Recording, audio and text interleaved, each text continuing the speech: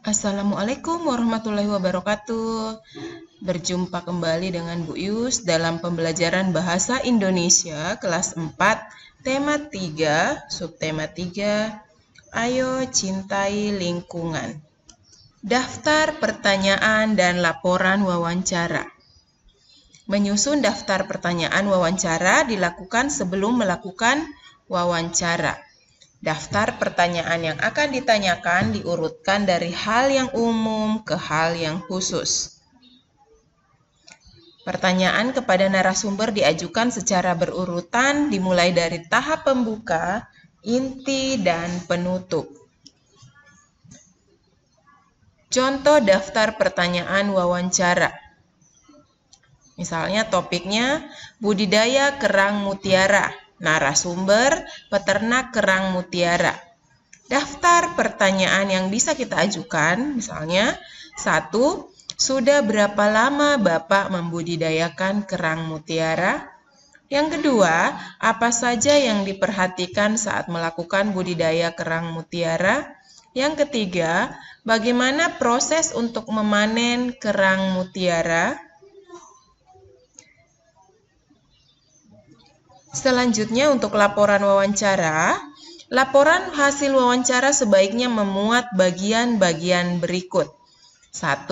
Topik wawancara. 2. Narasumber. 3. Pewawancara. 4. Waktu dan tempat wawancara. 5. Hasil wawancara. Dan 6. Kesimpulan.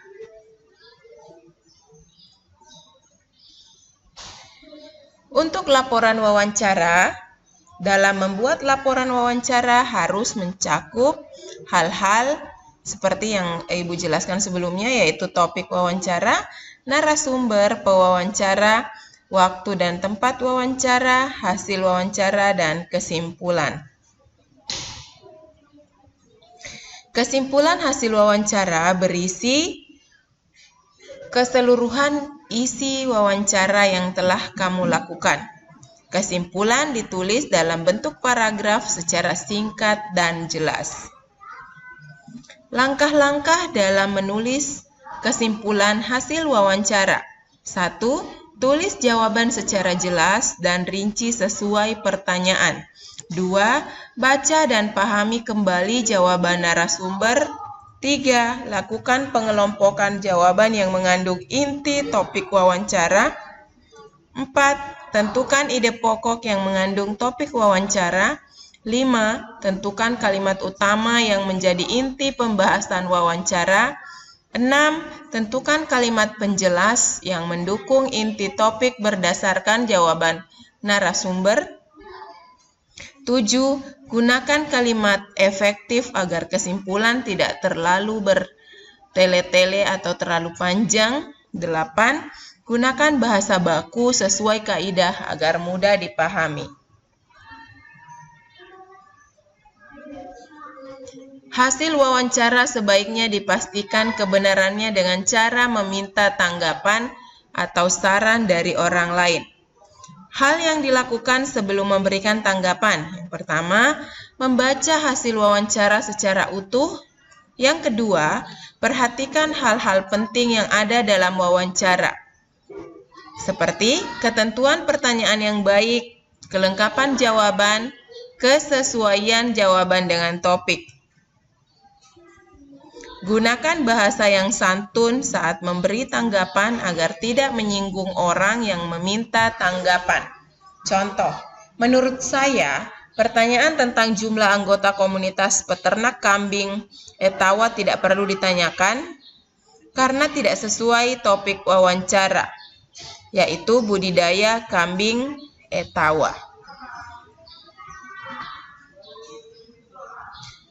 Presentasi laporan hasil wawancara. Jadi setelah kalian melakukan kegiatan wawancara, membuat laporan, selanjutnya kita akan mempresentasikan laporan. Tujuannya adalah mempresentasikan laporan hasil wawancara adalah membagi informasi kepada orang lain tentang wawancara yang telah kita lakukan.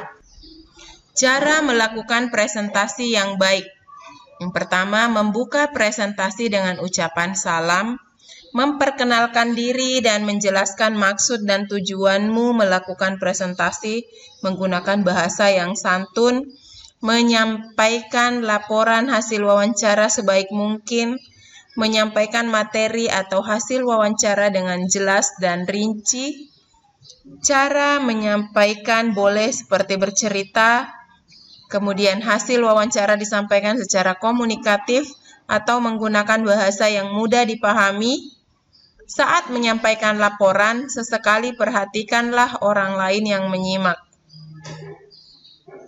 Jika kesulitan untuk menghafal teks, sebaiknya kamu menggunakan catatan kecil berisi poin-poin hasil wawancara. Presentasi diakhiri dengan ucapan terima kasih dan salam. Demikianlah pembahasan Ibu hari ini, mudah-mudahan bermanfaat. Ibu ucapkan terima kasih. Wassalamualaikum warahmatullahi wabarakatuh.